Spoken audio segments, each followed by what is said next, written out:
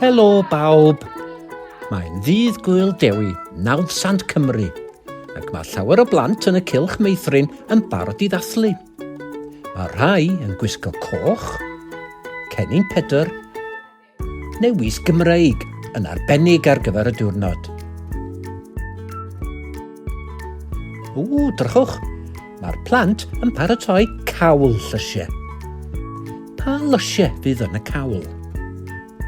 Moron, nionod, tatws, cennin.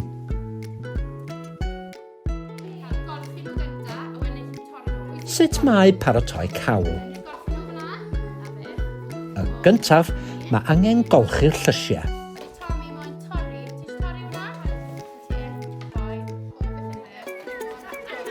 Nesaf, torri y llysiau'n ddarnau.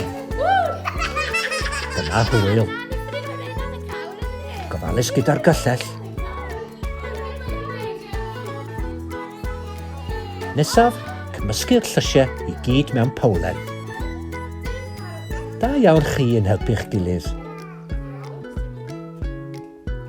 Ac yna, ei rhoi mewn sosban. Mae'n rhaid aros i'r cawl i gynhesu a choginio. Mae amser i wneud ychydig o gelf cyn cael cawl.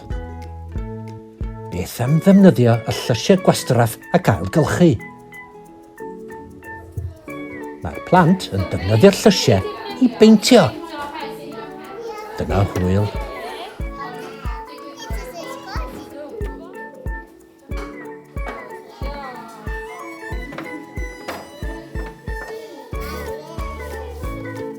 Mae paent ym mhobman, a mae paent ar dy ddwylo. Mae angen golchi dwylo cyn bwyta'r cawl. Da iawn chi.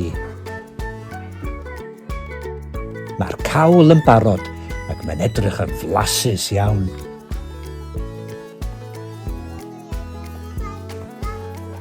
Da iawn chi gyd, blant. Dydd gwyl dewi hapus bawb.